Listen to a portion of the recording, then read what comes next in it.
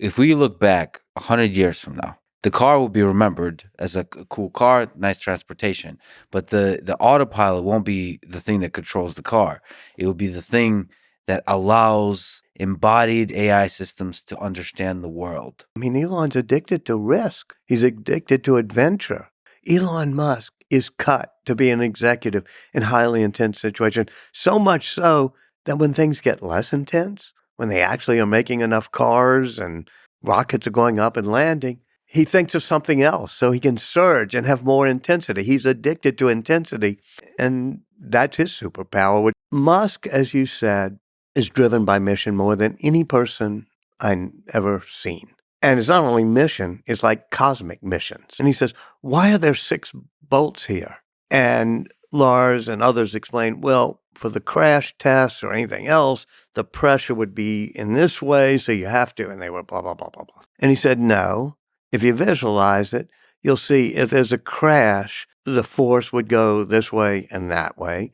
And it could be done with 4 bolts. And they go test it and they engineer it, but it turns out to be right. What Musk will be most remembered for besides space travel is real-world AI. Not just Optimus the robot, but Optimus the robot and the self-driving car. The holy grail is artificial general intelligence. And the tough part of that is real-world AI. And that's where Optimus the robot or full self-drive are, I think, far ahead of anybody else. And so you take the faults of Musk, for example, which includes a craziness that can be endearing, but also a craziness that's just like effing crazy, as well as this drive and demon mode.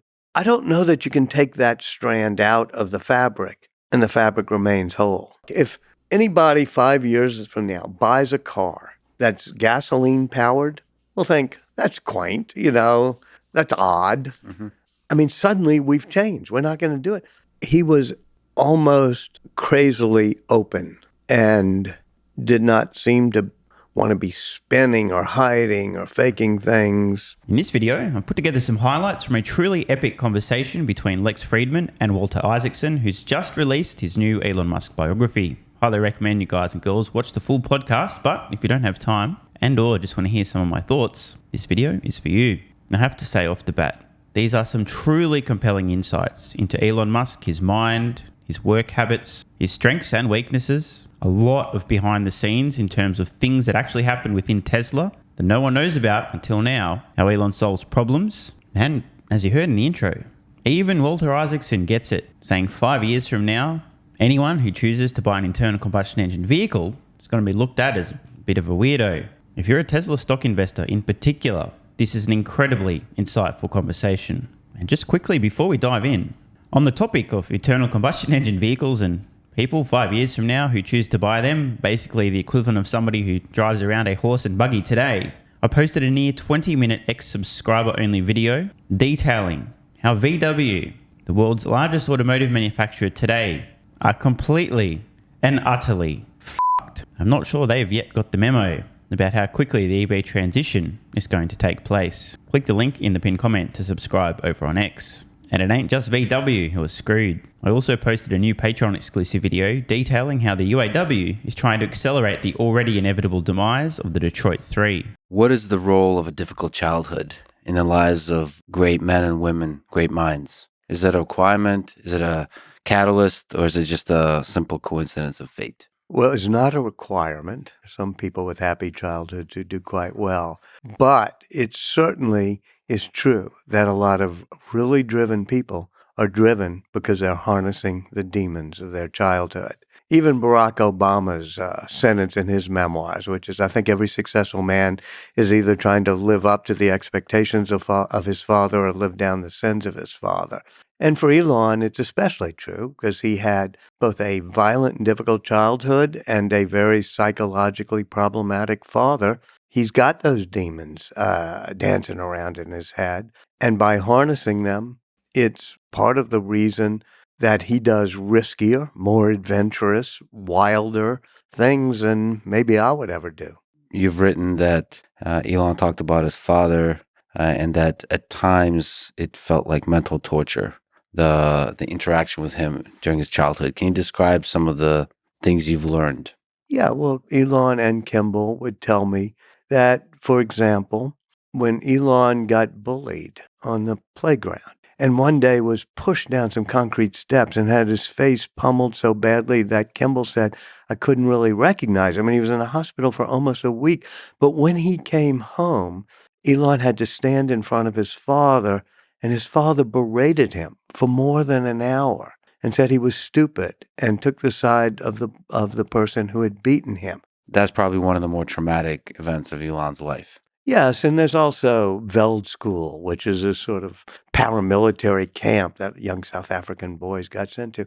And at one point, he was scrawny. He has very bad at picking up social cues and emotional cues. He talks about being Asperger's. And so he gets traumatized at a camp like that. But the second time he went, he'd gotten bigger. He had shot up to almost 6 feet, and he'd learned a little bit of judo. And he realized that if he was getting beaten up, it might hurt him, but he would just punch the person in the nose as hard as possible. So that sense of always punching back has also been ingrained in Elon. You wouldn't wish it upon anyone, but Elon Musk's traumatic childhood seems very obviously to have shaped the man he is today. Also one of the reasons why my greatest accomplishments in life are likely to be making a few YouTube videos. Had an excellent childhood with amazing, loving parents. I mean, Elon's addicted to risk. He's addicted to adventure. Me, if I see something that's risky, I spend some time calculating, okay, upside, downside here. But that's another reason that people like Elon Musk get stuff done, and people like me write about the Elon Musk. And people like me talk about, you get it, right? And Elon said that about John McNeil, for example, who was president of Tesla. It's in the book. I talked to John McNeil a long time, and he says, Elon just would fire people, be really rough on people. He didn't have the empathy for the people in front of him. And Elon says, yeah, that's right. And John McNeil couldn't fire people. He cared more about pleasing the people in front of him than pleasing the entire enterprise or getting things done. On this point, I completely relate. My mission always comes first, and your feelings don't even enter the equation. Special shout out to the fat motherfuckers and the dumbasses who bought the EV SPACs. It's not that I'm trying to hurt your feelings, it's just I'd rather you A, not drop dead, and B, not vaporize your own capital, even if I have to say some things that might cause you to get slightly butthurt in the process. Being over-endowed with a desire to please people can make you less tough of a manager. Elon Musk is cut to be an executive in highly intense situations, so much so that when things get less intense, when they actually are making enough cars and rockets are going up and landing, he thinks of something else so he can surge and have more intensity. He's addicted to intensity, and that's his superpower. It's an empathy towards humanity more than the empathy towards the 3 or 4 humans who might be sitting in the conference room with you. And that's a big deal. This is a brilliant insight, well put from Walter. In case you haven't figured it out, Elon is one of the most empathic people on the planet at the scale of humanity. This is why he's willing to suffer incredible amounts of pain for decades in the service of humanity to make the future better. The guy doesn't need to be working. The guy doesn't need to be signing up for so much pain. Yet here he is, still working harder than just about everyone else. In fact, probably literally everyone else on the fucking planet. Did he need to buy Twitter and take the arrows? No. Did he need to start a new AI company? No. But here we are. And I have to say, I personally believe the desire to please other people is a disease. Don't get me wrong. It can be a useful disease if you want a nice, easy, simple life, but it can also get in the way of much greater things. I also think it's a very dangerous attribute of humans. If the desire to please others and to be approved of by your fellow humans is too great, a well-meaning person can do horrible things. By the way, for some weird reason, a few years ago, I was feeling like some well-meaning people were being rather horrible to their fellow humans simply out of the desire to be approved of by the herd. I'm sure it's nothing. I must have imagined it. Did anything happen in the last couple of years where that was the case? No, probably not. Musk, as you said, is driven by mission more than any person I've ever seen. And it's not only mission, it's like cosmic missions, meaning he's got 3 really big missions. One is to make humans a spacefaring civilization, make us multiplanetary, or get us to Mars. Number 2 is to bring us into the era of sustainable energy. to bring us into the era of electric vehicles and solar roofs and battery packs. And third is to make sure that artificial intelligence is safe and is aligned with human values. So I think visualizing helps a lot. And with Musk, I see it all the time when I'm walking the factory lines with him or in product development, where he'll look at, say, the heat shield under the Raptor engine of a Starship booster. And he'll say, why does it have to be this way? Couldn't we trim it this way or make it, or even get rid of this part of it? And he can visualize the material science. There's a small anecdotes in my book, but at one point he's on the Tesla line and they're trying to get 5,000 cars a week in 2018. Mm-hmm. It's a life or death situation. And he's looking at the machines that are bolting something to the chassis. And he insists that that Lars Moravy, one of his great lieutenants, come and they have to summon him. And he says, why are there 6 bolts here? And Lars and others explain, well, for the crash tests or anything else, the pressure would be in this way, so you have to. And they were blah, blah, blah, blah, blah. And he said, no, if you visualize it, you'll see if there's a crash, the force would go this way and that way, and it could be done with 4 bolts. Now, that sounds risky, and they go test it and they engineer it, but it turns out to be right. I know that seems minor, but I could give you 500 of those, where in any given day, he's visualizing the physics of an engineering or manufacturing problem. Another great insight here, Elon's ability to literally visualize complicated products, machines, engineering problems, to understand the physics of an impact during a crash, to go, hang on guys, why do we need all these bolts? That's next level. Also requires a big brain and an extremely advanced, well-developed ability to visualize, which, by the way, is one of the many components that form human intelligence. And did you know, some people, about 1 in 100 roughly, have what's known as aphantasia. They literally can't visualize a thing. So props to Walter Isaacson for identifying this superpower of Elon Musk's, his incredible ability to visualize in great detail. This ability isn't something you'd know just looking at the guy. But this superpower, this ability to visualize in great detail, moving parts in 3D, is one of the core reasons, the driving forces, that's propelled SpaceX and Tesla to the top of their fields. And for those of you who happen to have aphantasia or have just realized you have aphantasia, don't worry, there's still hope. You could always start a YouTube channel. Vision only, getting rid of radar is huge. And everybody's against it. Everybody, and they're still fighting it a bit. They're still trying to do a next generation, some form of radar.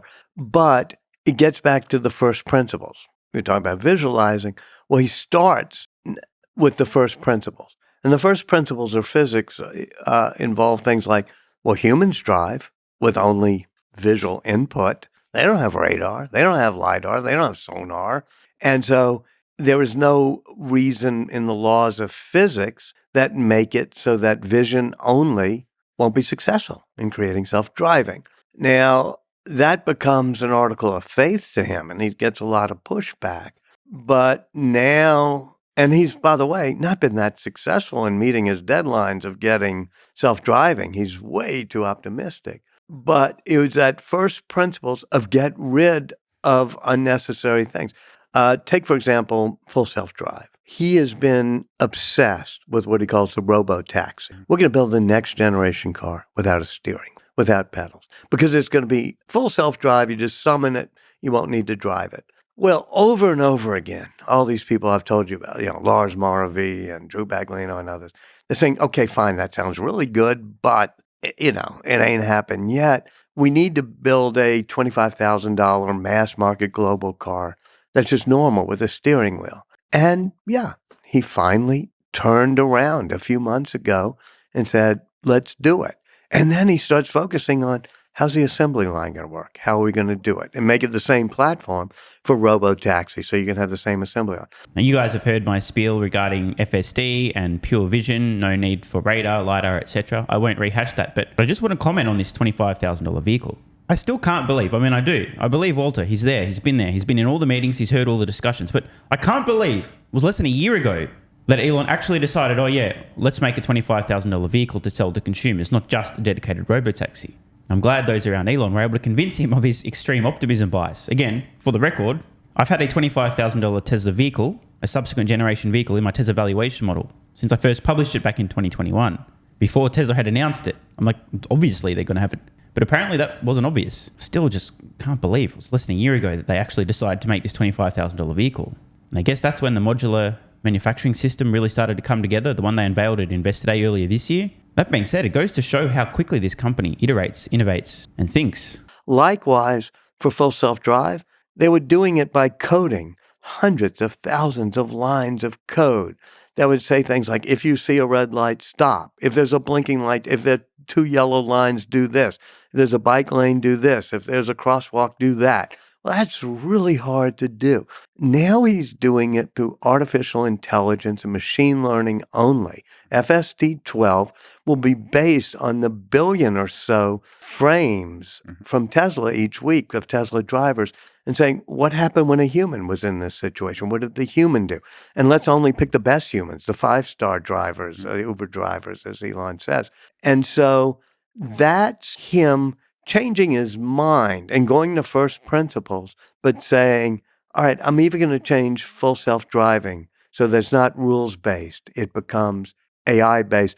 Just like ChatGPT doesn't try to answer your question, who are the 5 best popes or something, by study. ChatGPT does it by having ingested billions of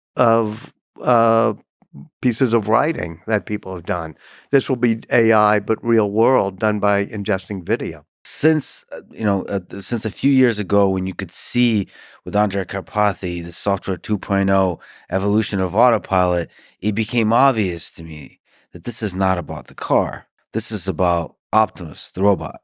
This is like, if we look back 100 years from now, the car will be remembered as a cool car, nice transportation.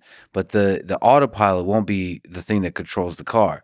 It will be the thing that allows embodied AI systems to understand the world. So broadly. And so that kind of approach, and you kind of stumble into it. Will Tesla be a car company? Will it be an AI company? Will it be a robotics company? Will it be a home robotics company? Will it be an energy company? And you kind of slowly discover this as you confidently push forward with a vision. So it's interesting to watch that kind of evolution as long as it's backed by this confidence. Lex Fridman is definitely onto something here. I personally believe 100 years from now, when we look back, Tesla will be remembered as having created artificial general intelligence, having blown open the doors in terms of real-world AI. First with autonomous vehicles, then transitioning into intelligent, useful humanoid robots and massively expanding the global labor market. And over time, the intelligence in their vehicles/robots, essentially the same brain, just in a different body, will become more and more capable and eventually become as capable as a human being, then as capable as all human beings combined. And, well, it won't stop getting more capable. And the next minute, you not only have artificial general intelligence, but then artificial superintelligence. That's what I genuinely believe 100 years from now, Tesla will be remembered for. Having created the seeds and then germinated those seeds into the actual final product. Not just a narrow application of AI, e.g. self-driving cars, but complete generalized intelligence that gets better and better and better over time with no end in sight. And I'm doing my best to be around in 100 years to find out. Something AG1, link in pinned comment. I think you're also right on 50, 100 years from now. What Musk will be most remembered for besides space travel is real-world AI. Not just Optimus the robot, but Optimus the robot and the self-driving car. They're pretty much the same. They're using GPU clusters or dojo chips or whatever it may be to process real-world data. We all got, and you did on your podcast, quite excited about large language model, generative, predictive text AI. That's fine, especially if you want to chit-chat with your chat bot. But the holy grail is artificial general intelligence. And the tough part of that is real-world AI. And that's where Optimus the robot or full self-drive are, I think, far ahead of anybody else. Thank you, Captain Obvious. It's interesting, isn't it? Walter Isaacson, no fool, personally believes that Tesla are light years ahead of everyone when it comes to autonomy. He's right. He gets it. Most folks on Wall Street don't get it. Most folks in the finance media don't get it. And judging by the current market cap of Tesla stock, very few investors on planet Earth get it. Now, maybe Walter and myself are completely wrong, or maybe, generally speaking, investors are missing what is an obvious opportunity. In fact, probably the biggest single opportunity that I've personally ever been aware of in public markets. And that is the unlocking of this $10 opportunity by solving autonomy. For real though, I've got to say, it's so bizarre right now. It's late 2023, and it's still not obvious to most people that Tesla has won the race to solve autonomy and they have an unassailable lead. It's unfathomable to me. But I guess we'll just have to wait until a new research note gets published from someone on Wall Street going, oh, Tesla appears to have an unassailable lead in terms of autonomy, before people get it. Until then, still buying hand over fist at bargain basement prices. The weird thing is when he makes the abrupt transition from dark demon mode and you're in a conference room and he has really become upset about something. And not only there are dark vibes, but there's dark words emanating and he's saying your resignation will be accepted if you don't, etc. And then something pops and he pulls out his phone and pulls up a Monty Python skit, like the School of Silly Walks or whichever John Cleese it was. And he starts laughing again and things break. So it's almost as if he has different modes, the emulation of human mode, the engineering mode, the dark and demon mode, and certainly there is the silly and giddy mode. They launch Starship, and you realize that there's a drive and there are demons and there's also craziness, and you sometimes want to pull those out. You want to take away his phone so he doesn't tweet at 3 a.m. You want to say, quit being so crazy. But then you realize there's a wonderful line of Shakespeare in Measure for Measure at the very end. He says, even the best are molded out of faults. And so you take the faults of Musk, for example, which includes a craziness that can be endearing, but also a craziness that's just like effing crazy, as well as this drive and demon mode. I don't know that you can take that strand out of the fabric and the fabric remains whole. He's absolutely nailed it. As I've said in the past, repeatedly, people are packages. You get everything that comes in the package, not just the bits you want. One thing that quite irks me is the arrogance of people, the armchair Einsteins, the peanut gallery, the keyboard warriors, trying to explain to Elon Musk, hey Elon, if you could just change these 3 specific things about who you are, leave everything else the same though, let's just pull these 3 threads out, everything will be fine, right? If you could just change these, that'd be great, Elon. Please be different to the way you already are. As I said, people are packages, and as Walter points out, it's a complicated tapestry. You can't just start pulling on threads and expect the whole thing doesn't fall apart. I do have some advice for those who are sharing their feedback. Hey, just remove this and change that. Until it is you who are perfect, perhaps it would be a better use of your time to examine your own package. Now, that sounds really fucked up, doesn't it? Rather than telling people what to remove from theirs. And I do want to make a distinction here. Criticizing the thinking of others is very different from criticizing others. You understand? The thinking and the thoughts are not the person. Many people conflate the two. These are not the same. I encourage everyone to challenge and criticize the thinking of others. However, to criticize the person, who they are, their traits, their values, what's important to them, their principles, the distinction between someone's thoughts and their actions, their personality, who they are, is an important one. You have to sometimes be rough. And Jobs said the same thing that Musk said to me. Do you have to be that way? Probably not. There are a lot of successful people who are much kinder, but sometimes necessary to be much more brutal and honest, brutally honest, I would say, than people like who are win Boss of the Year trophies. Again, it's hard to argue with that point. I think the key here is respect. In terms of a leader, if you respect the person you're working for and you're bought into the mission of the company and you're not a gigantic fucking vagina, don't get me wrong, I love vaginas, just not the human embodiment of them, you'll be fine with a little bit of toughness. Comes with the territory. You care about the mission, right? You respect the person you're working for. They're not trying to hurt your feelings, they're trying to get results. It's when you don't respect the person you're working for, you don't respect the leader, and or you're not bought into the mission, where this roughness can become intolerable. He brought in the engineers and figured that the amount of people doing Tesla, full self-driving, autopilot, and all the software there was about 1/10 of what was doing software for Twitter. He said, Yeah. this can't be the case. Ah, yes. Twitter's UFWs, the useless fucking wankers who comprise the vast majority of people working at the company prior to Elon Musk taking over. Now, I don't say this to be mean, just to be mean. I say this to accurately describe reality. There's something seriously fucked up in Silicon Valley, in particular in big tech companies. The culture is a culture of entitlement, of softness, of weakness. The pussification of tech workers in Silicon Valley in particular is just a stunning phenomenon. The entitlement, the result of this, the coddling of employees, the cowering to their every demand. Better not ask that person what the fuck they were doing for the last 7 days because they might say I'm damaging their mental health even though they haven't done anything for a week. I'll just leave them be. Don't want to cause them distress. Has created some extremely bloated, incredibly unproductive companies. Remember what happened? After Elon takes over Twitter, he shit cans a bunch of employees. Then the media goes berserk.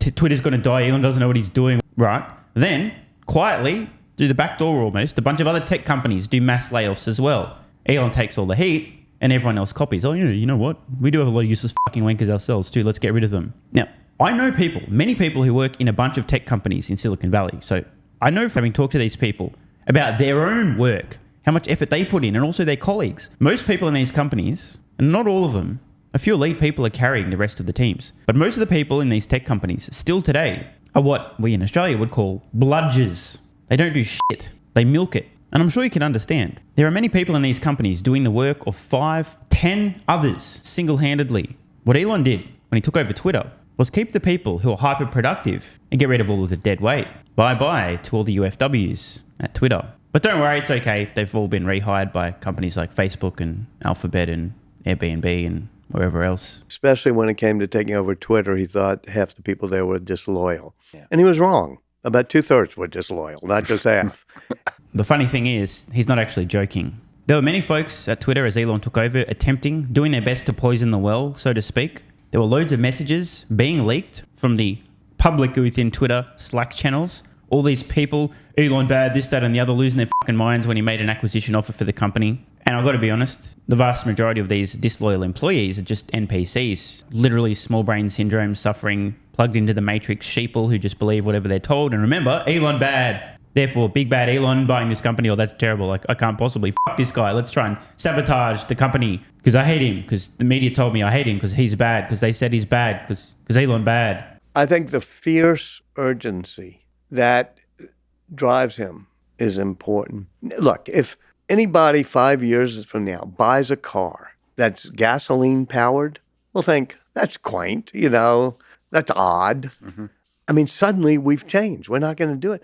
90% of that is Elon Musk. So I've got to commend Walter here. The guy seems to have a brain that works. Now, for real though, he seems to have a brain that works. He's recognized that within 5 years, as in by 2028, the only people still buying an internal combustion engine vehicle will either be quaint, little quirky, and or need to be suffering from brain damage to actually think it's a good idea.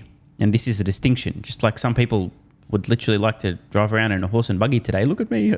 There'll be some people who just want an internal combustion engine who look at me, I'm so quaint. Oh, I'm an ice vehicle. That'll be the minority. And this is why I've said repeatedly, just a few years from now, as I record this in late 2023, consumers who choose to buy an internal combustion engine vehicle will need to have brain damage because they'll be paying much more at the time of purchase. The sticker price will be much more than an EV.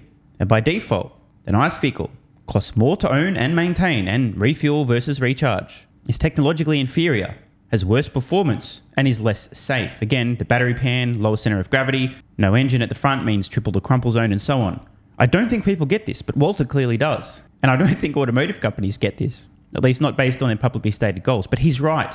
We're at the tipping point now. I just don't think people recognize how quickly this disruption is taking place. Right now, it's still cheaper to buy an ICE vehicle in most parts of the world for most models in most price ranges than it is an electric vehicle. However, you can now buy an entry-level Tesla vehicle for less than the average new car in the United States in 2022. So you can buy a Tesla for less than the average American spends buying a new vehicle already. And costs continue to come down. And the next gen Tesla will cause costs to plummet. Now, this has nothing to do with government mandates or people wanting to help the environment. It's got everything to do with economics. If a vastly superior product is also significantly cheaper, consumers who don't choose the vastly superior, cheaper, and better on everything that counts product, they got to be crazy and or suffering from mental incapacitation. And you know who hasn't figured this out? All of the so-called expert forecasting agencies. I can't even keep a straight face just thinking about how embarrassing these forecasts are. I just ran over some recently, posted it exclusively on X. A reputable forecasting agency expecting it's not until 2040 that about 3/4 of all new vehicles sold will be electric. In 2040, 17 years from now. What? These fucking morons may be at 35% by 2030. It's a head scratcher that people don't get this. I mean, surely if you have a functional brain and you think about this properly, right, take the time to think about all the moving parts, the cost declining. If you think about all that stuff, it's quite obvious that this is going to happen. All of these expert forecasting agencies apparently either don't have brains or just choose not to use them. It's crazy. But at least Walter gets it. Like when he's building Robotaxi, the global car, the $25,000 inexpensive global car, that's not a total passion. He was talked into doing that. Mm-hmm. His passion is Robotaxis. But his passion is, how are we going to make this factory to do 1 million cars a year? Mm-hmm. So even the Robotaxi is a longer range vision. I mean, he's been touting it since 2016, but, we're not. There are no robotaxis. I mean, there's Waymo maybe doing a little experiment, but there's not cars being manufactured without steering wheels that are going to take over the highways. Yet, so he's always looking way into the future, is my point. He was almost crazily open and did not seem to want to be spinning or hiding or faking things. No doubt that insight will cause the ears of Elon's haters to bleed, of course. When I say Elon's haters, what I really mean is self-haters projecting outward onto Elon. This is hilarious, by the way. One of the most common things you'll hear from anti-Elon virgins who are typing things out on the interwebs from the safe, secure confines of their mother's basement are attacks on Elon's character, his integrity, his honesty, as if he's immoral, unethical, dishonest, a liar, deceptive, a fraud, constantly. These people have the most broken radars in terms of understanding a person, who they are, their character, and their nature, of anyone on the planet. As Walter points out, during this biography, for those who don't know, by the way, Walter Isaacson has been given permission. He's basically been tailing Elon. You can be anywhere that I am. This is in Elon saying this to Walter. For years to write this book. Elon didn't want to review copy ahead of time. He didn't want to make sure he said, I don't care, just tell the truth. The end. And at no point is Elon trying to keep up appearances, to hide things, to spin stuff, to be dishonest, to taint things in a certain way, to put himself in a certain light. He just wants the truth. This is his character in a nutshell. Honesty at its core. Pure integrity. And the fact that there are people out here who don't get that, who genuinely think that Elon's misleading, deceptive, lying, dishonest, it stuns me.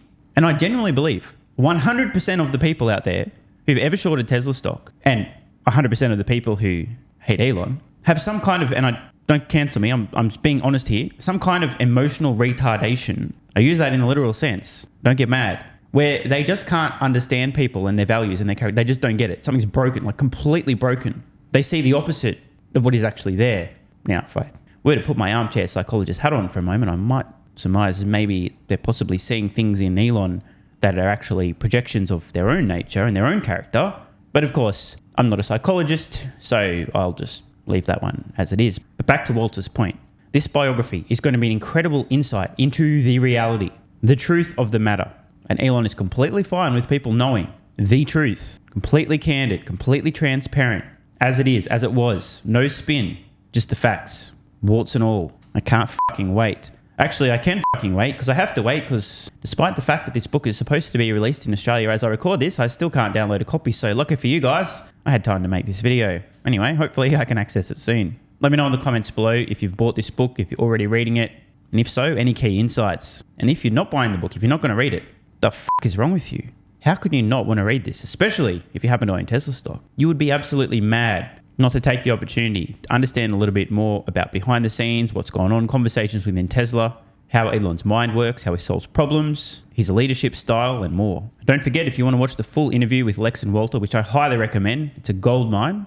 There's a link in the description. Athletic Greens AG1 has given me a massive, meaningful boost in energy, allowing me to do a lot more every day, including using my brain more and using my body more. I highly recommend you guys and girls check it out. Athletic Greens AG1 is an excellent way to fill in nutritional gaps. It's got 75 high-quality vitamins, minerals, and whole food source nutrients, plus prebiotics and probiotics and digestive enzymes and adaptogens to help you deal with stress. Plus, if you click the link in the pinned comment or head to drinkag1.com/SMR, you can get yourself a 1-year free supply of vitamin D3 and K2. But don't take my word for it. Here's what some of you guys and girls have to say.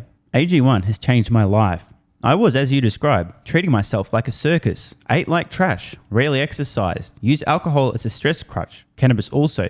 AG1 is what gave me the kick in the ass, got me back to the gym, motivated me to do more for myself, family, my business, etc. Keep doing what you do. Now, I know there's some skeptics, the same kind of people who think Elon Musk is a fraud, reading this going, what do you thought? There's no way that's possible, bro. It must be a placebo effect. Believe it or not, this is a recurring theme. If you give your body everything it needs to feel and perform its best, including having a lot more energy, you'll need ways to use that energy. For me personally, that includes more exercise, moving my body more social activity, and more cognitively demanding tasks, including producing a fuck ton of exclusive content over on Twitter and on Patreon, plus my daily YouTube uploads. The proof's in the pudding. On to another testimonial from a viewer of this channel. SMR, you asked me to provide feedback on AG1. Here it is. It has helped with mental acuity, stamina, and intestinal waste management.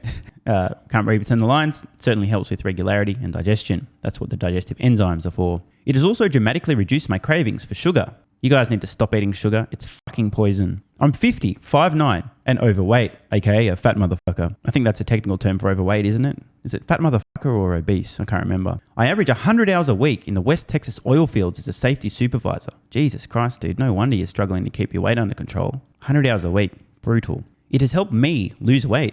It is not an appetite suppressant. It can help fat people suppress cravings, and motivation to be healthier is critical for changing your diet. Love you, brother. Again, this is a great point and something people really don't seem to grasp. If you have more energy, everything becomes easier. It's like turning on easy mode for life. A few years ago, before I was taking AG1, my health was trash. I was struggling to get through the day, had afternoon fatigue. The last thing I wanted to do was either use my brain or move my body. Didn't have the energy. Now, my biggest struggle every day is figuring out ways to use that energy. I'm exercising way more, doing a lot more with my friends and family, and of course, my work output has increased substantially. And you can fact check me.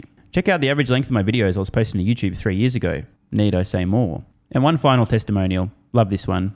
Okay, here's the deal for me with this AG1 shit. I'm 41 years old and not the type to eat, drink, smoke, or sleep healthy, so I was skeptical. That being said, here's what I experienced. Day 1, meh. Day 2, afternoon fatigue was about 45 minutes late. Day 3, 0 afternoon fatigue. Day 4, 0 afternoon fatigue plus extra energy. Day 5, again, 0 afternoon fatigue plus energy. Wondering, what the fuck, really? See, this is the thing, right? The results for many people are just almost too good to be true. This is the same experience I had. My afternoon fatigue just vanished out of nowhere. I'm like, wait, what the fuck? Why am I not tired in the afternoons anymore? Surely, it's not that AG1, is it? Turns out it was. Day 6 and 7, same thing. Day 8, same thing. Plus, I had the want to get things done around the house that I normally would slack off and not get done. Again, the point, extra energy, you'll need to use it. You'll find ways to use it. Day 9, 10, and 11, and today is day 12.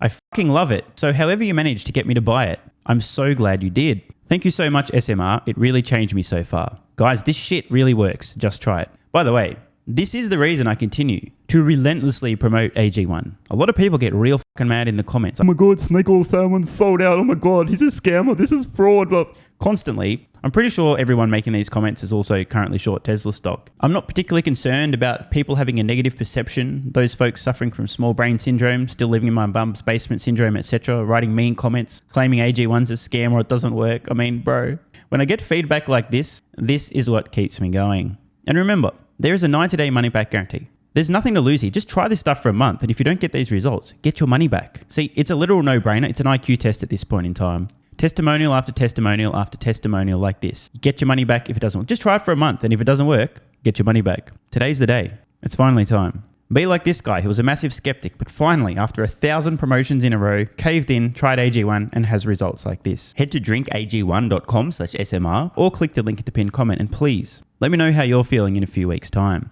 Now, if you'll excuse me, time to put my extra energy to good use. I'll be recording some more exclusive content for Patreon and my Twitter subscribers. So click the links in the pinned comment. See you over on Twitter and or Patreon. And don't forget to grab your AG1. Love ya.